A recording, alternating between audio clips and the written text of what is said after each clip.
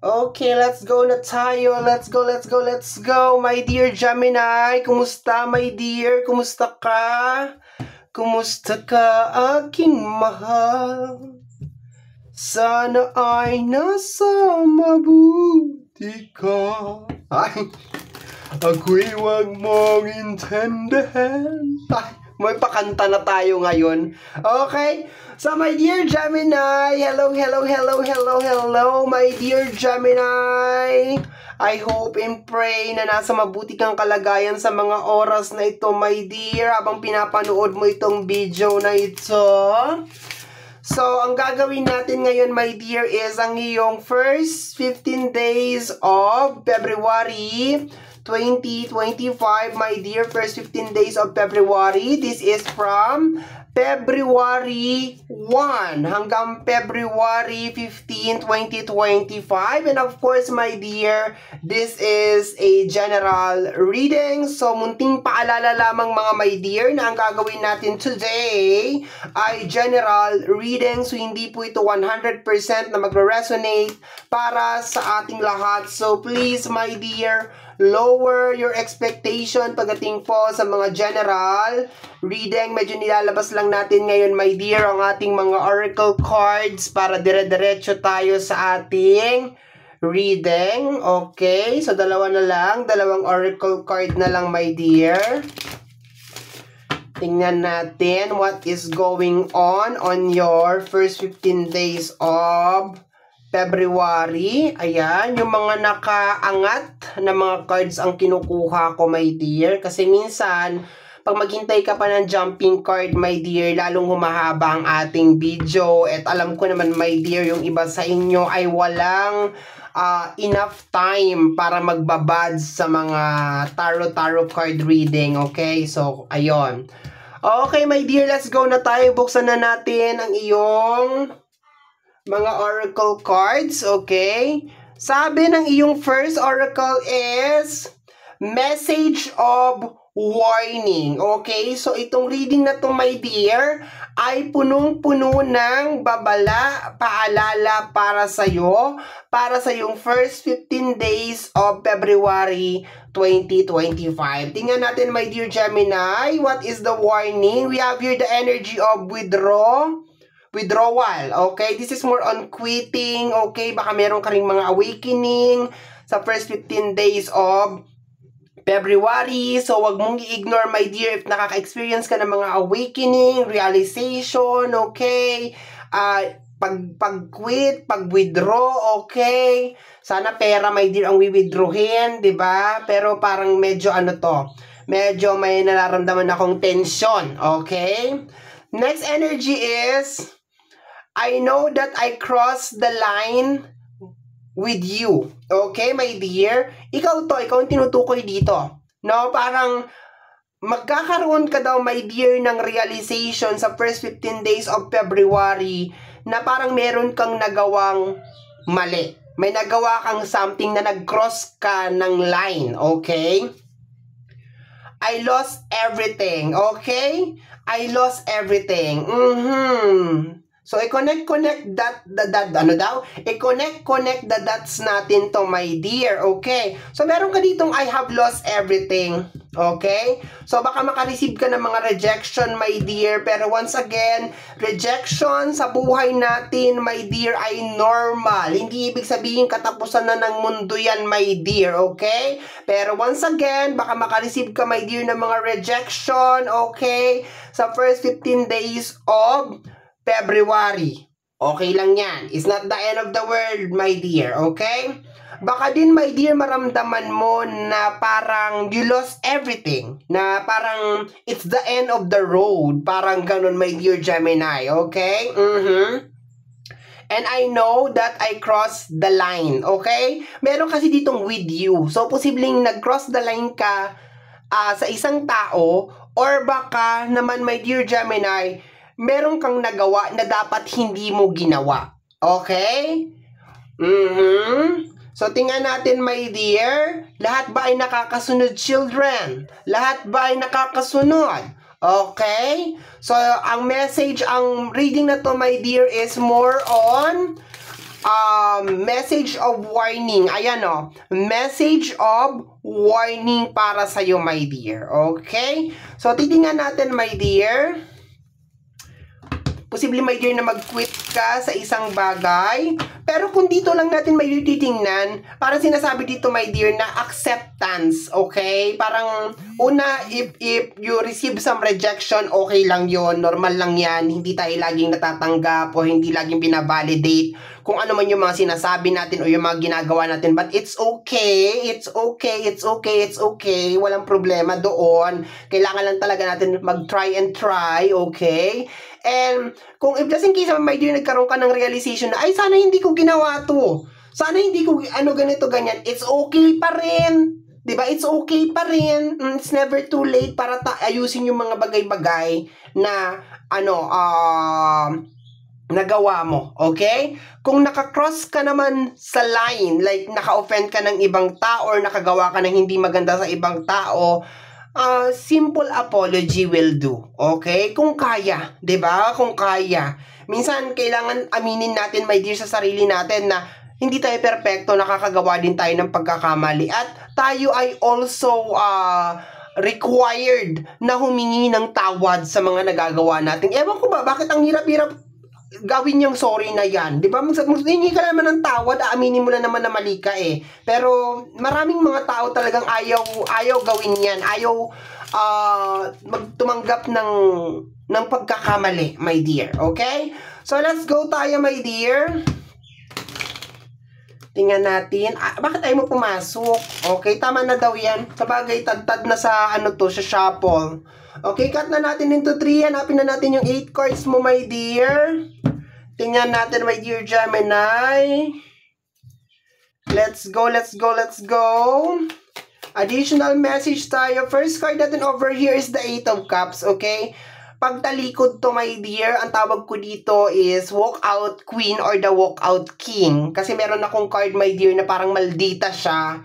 Na parang, basta yung itsura niya is, the Tower of Abyss. Para siyang maldita or maldito na nagwa-walkout siya, tapos parang tinatapon niya yung kanyang iniinom. Kaya, nabansagan ko tong card na to, my dear, ng walkout na energy. So, ito, my dear, is more on pag-alis mo dun sa isang bagay, no? Posibleng literal na umalis ka dun sa isang lugar o isang bagay, or ihinto mo, my dear, yung mga bagay na parang pakiramdam mo is hindi naman magdudulot ng maganda sa'yo. Especially, my dear, this is Cups, energy of emotion. Okay? Baka yung emotion mo, my dear, ang nananaig, my dear, sa first 15 days of February. And alam naman natin, my dear, na pag ang emotion natin ang nananaig, nakakaisip at nakakagawa tayo, my dear Gemini, ng mga bagay na hindi naman talaga kaaya-aya or hindi maganda. Okay? So, yan ang first card mo over here. Matchy-matchy ng energy ng pag-withdraw, pag-quit. Okay? Pag-alis sa isang lugar o isang situation. Okay? Pumapasok lang na energy ngayon. If you feel na parang very toxic na talaga yung situation, mas maganda na hindi ka ma-involve. Okay? Kung meron tao na parang nagpaparamdam sa'yo, my dear Gemini, na parang hindi ka enough, mas maganda na mag-distance ka. Okay, yun ang nakukuha ko. So, let's go tayo, my dear. Ito ang naunang card. Okay. We have here the energy of the King of Wands. Okay. And the energy of the Star. Nakukuha ko rin dito, my dear, na meron mga pressure related sa mga bagay na gusto mo mangyari. Pero, 'di ba, balansehin lang talaga natin yung ating emosyon, okay? Baka meron din mga due date, meron mga deadline, my dear. Wala naman tayong magagawa kung meron talaga mga due date and mga deadlines. Once again, nasabi ko kanina na minsan kailangan lang talaga manghingi tayo ng pasensya, 'di ba? Kung meron tayong mga babayaran, manghingi tayo ng pasensya, manghingi ng konting palugit, 'di ba? Yung mga ganon. Baka 'di ba mabigyan tayo ng 'di ba ng space pa para maayos kung ano tong, kasi nakukuha ko dito para meron mga deadline and meron kang mga gustong mangyari na parang hindi pa talaga siya mangyayari as of this moment. And at the same time, baka meron ka ring mga bagay na parang pinagsisisihan mo as of this moment, my dear, kung bakit mo ginawa yon. tungkol dyan sa energy na yan, my dear Gemini, ang mga bagay na nagawa natin na parang pinagsisisihan natin as of this moment is nagiging part yan ng ating experience. So, hindi yan magiging experience kung hindi mo rin pinagdadaanan. So, parang mixed energy yan dyan. Pwede kang magsisi. At the same time, samahan mo ng konting pasasalamat. Kasi, hindi pwede na puro negative lang yung energy na pumapasok sa atin, my dear. Nagsisisi ako kasi nagawa ko tong ganito, ganyan. Kailangan tingnan din natin yung positive side. Minsan may mga positive side din yan, my dear eh. At least natuto ako. At least alam ko na ganito pala, yung ganyan pala. Kahit nasabihin natin na nasa isang sitwasyon tayo, my dear, na hindi maganda, kailangan tingnan pa rin natin, my dear, kung ano yung positive na impact na nagawa nito sa buhay natin. Although, sabihin mo, ay, nabaon ako sa utang, baon ako sa utang. Kailangan i-analyze din natin na, bakit nga ba ako nabaon sa utang? Ano nga ba yung mga pagkakamali na ginawa ko? Yung ganoon, magkakaroon ka ng realization. Kasi, di ba, hindi naman, it's not the end of the road, my dear. It's not the end of the world, rather. Okay? So, let's go tayo, my dear. Ang dami kong sinabi. Okay, we have here the Ace of Pentacles. Posibleng may kinalaman, my dear, sa usapin ng pinansyal. Baka meron ka rin talaga mga ine-expect, gustong mangyari, my dear, na parang hindi siya mangyayari, my dear, sa first 15 days of February, my dear. Okay? Pero once again, nandito kasi si Star. So, i-balance mo lang talaga yung emosyon. Hindi ito, my dear, yung araw or hindi ito yung mga panahon, my dear, na mag-iisip ka ng mga negative, di ba? Magpa-toxikin mo yung sarili mo. No, hindi yan, my dear. Okay? And wag ka mag-isip na end of the world na ito. Kasi remember, ang ating isipan, my dear, ay parang, ano yan, parang plant box. Parang paso yan, my dear. Kung ano itatanim mo dyan, my dear, yun ang mamumunga. So, kung magtatanim ka, my dear, ng mga negative na energy, negative thoughts, eventually, my dear, yun ang mangyayari. So, iwasan talaga, my dear, sa first 15 days of February ang mag-negative thinking. Baka din yung pinawi-withdraw sa'yo dito o yung thinking, yung energy ng withdraw dito, my dear, is yung typical na wag ka masyadong maging negative, my dear, or wag ka magpaka-nega sa first 15 days of February. Okay, so let's go tayo, my dear.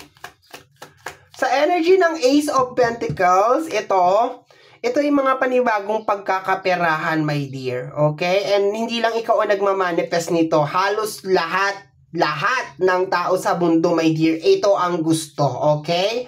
Pero minsan kasi, my dear, hindi umaayon o hindi sumasang-ayon sa atin, my dear, yung panahon. Okay? Minsan wala naman talaga sa atin ang problema. Minsan nasa lugar kung nasaan tayo, sa sitwasyon na meron tayo. Kasi ang sipag-sipag mo naman magtrabaho, mabait ka naman, friendly ka naman, pero bakit ganon? Hindi nangyayari yung mga gusto mo mangyari, hindi ka nakakaipon, baon ka pa rin sa ganito, or mayroon ka pa rin mga ganitong problema. Minsan kasi, my dear, wala sa'yo yan. Check mo rin, my dear, yung environment mo. Nasa lugar ka ba, my dear, na nabavalue ba yung effort mo? Or baka you are surrounded with toxic people, di ba? Mga tao na parang pinakikinabangan. Tingnan mo rin, my dear, okay? Tingnan mo rin. Sabi ko nga sa'yo, my dear, itong reading na to is a message of awakening and warning sa'yo, my dear. Okay? So, yun ang nangyayari ngayon na ang mga message na lumalabas is more on warning para sa'yo, my dear. Okay? So, let's go tayo. Next is the energy of the Fool card. Okay? Pwede naman, my dear, na mag-umpisa ka ulit. Walang masama, my dear, sa pag-uumpisa. Mahirap mag-umpisa. Kung nagkaroon ka ng rejection, nagkaroon ka ng failure, nakagawa ka ng mali, walang masama, my dear, na mag-umpisa. Minsan kasi, ako din, my dear, aminado ako. Ayaw ko tong ganitong process na ang haba-haba na nung inumpisahan ko or ginawa ko, ang dami ko ng sakripisyo na ginawa, tapos mag-uumpisa ako ulit, ayoko. Pero, minsan wala talaga tayong choice, my dear eh. Kailangan i-bring up natin yung spirit natin, mangarap tayo ulit, continue lang tayo sa mga goals natin, sa mga dreams natin, at kung ano man, my dear, yung mga mistakes natin na nagawa natin, gawin na lang nating lesson lahat yon. Gawin na lang natin na parang stepping stone yon para, di ba, ma-perfect natin kung ano yung gusto nating mangyari sa buhay natin, my dear. Okay, meron kang full card over here. So, baka yung iba sa inyo, my dear, sinasabi na it's not too late. Hindi pa ito, my dear, ang katapusan ng mundo. You could try again. Maayos pa yan. Go ng go. Fight lang ng fight. Okay? Meron ka ditong Three of Pentacles. Baka meron ka rin, my dear, mga gusto talagang matapos. Baka meron ka mga pinapagawa. Meron ka mga gusto na maumpisahan, my dear. So, kung hindi man nag-work yung first strategy mo, my dear, gawin mo yung second strategy mo or yung plan B mo, my dear. Okay? And huwag kang matatakot talaga, my dear Gemini, talaga na sumubok ng sumubok ng sumubok ng sumubok. Kahit paulit-ulit, kahit para ka ng sirang plaka, my dear Gemini, go lang ng go. Ganyan talaga ang buhay, my dear. Kasi kung susukuan mo yan, my dear, kung ano may yung bagay na gusto mo mangyari o kung ano yung problema na meron ka ngayon, sa bandang huli, my dear, ang dami mong parang meron akong gustong sabihin kung susukuan mo yan, my dear, parang ano siya, useless, parang ganun yun na, parang hindi worth it. Ayun, hindi worth it, my dear, na sukuan mo yung isang bagay na inumpisahan mo. 'Di ba? Hindi worth it, okay? Kaya maraming nagfi-fail sa mga pinapasok nilang mga profession, sa mga pinapasok nilang mundo, sa social media, sa vlogging and everything, nang dahil sinusukuan yung mga naumpisahan. May mga bahay na pinagawa, may mga pangarap na inumpisahan, may mga relasyon na inumpisahan na sinukuan kaya hindi nag-work, okay? Huwag mo sukuan, my dear. Walang masama mag-umpisa ka ulit. Kahit mag-back to zero ka, my dear. Ang mahalaga, you are trying. Okay? You are trying. We have here the energy of the Ace of Cups. Dalawang alas, my dear, ang nandito. My dear, sumubok ka ulit. Ihakbang mo yung mga paa mo. Maniwala ka ulit sa sarili mo. Tanggalin mo yung negative thoughts, my dear, sa sarili mo. May dalawa kang alas dito, my dear. Makakamit mo yung pangarap mo. Umpisahan mo, my dear. Go, okay? Matuto ka sa mga past mistakes mo, sa mga pagkakamali mo, sa mga failures mo, my dear, and then iakbang mo yung mga paa mo, my dear. Let's go tayo, okay? Dire-diretso. Okay, we have here the energy of the King of Pentacles. Magiging mayaman ka daw, my dear. Magiging successful ka. Nagkataon lang talaga na tao ka, my dear. And you are born and created to make mistakes in life, okay? Tao ka, my dear, okay? So, normal na magkakaroon ka talaga ng mga pagkakamali. Diba? You are born to make or to create mistakes, okay? Energy ng Hermit, marami kang pagsisisi, my dear, na mararamdaman sa first 15 days of February, okay, kasama niya si Empress, which is energy ng growth and maturity. Pero, my dear, malaki ang maikukontribute nito, my dear, sa buhay mo. Believe me, as long as magpatuloy ka lang at sumubok ka ulit, my dear, you will be the best version of yourself. Congratulations, my dear. Kahit medyo tensionado tong reading na to, pero congratulate kita. Huwag kang susuko. Keep on moving. Laban, my dear Gemini. Okay? So, my dear Gemini, yan ang reading mo para sa yung first 15 days of February 2025. Somehow, my dear, kung nagustuhan mo to, especially kung napadaan ka lang, don't forget to subscribe. Pakiclick, my dear, ang notification bell para ma-update ka sa aking mga upload kung napapanood mo to sa ating sa ating YouTube channel pala. At kung napapanood mo naman to, my dear, sa ating Facebook page, huwag na mag-alinlangan na mag-like and mag-follow, my dear, sa ating Facebook page. Libre lang, my dear, na mag-like, mag-share, at mag-follow, my dear, sa lahat ng ating mga video. Free to like, free to share, free to comment sa lahat ng ating mga videos, mga my dear. Once again, my name is RJ, also known as Apo J. Maraming salamat po, and until next time, bye-bye! Thank you, my dear. Salamat po!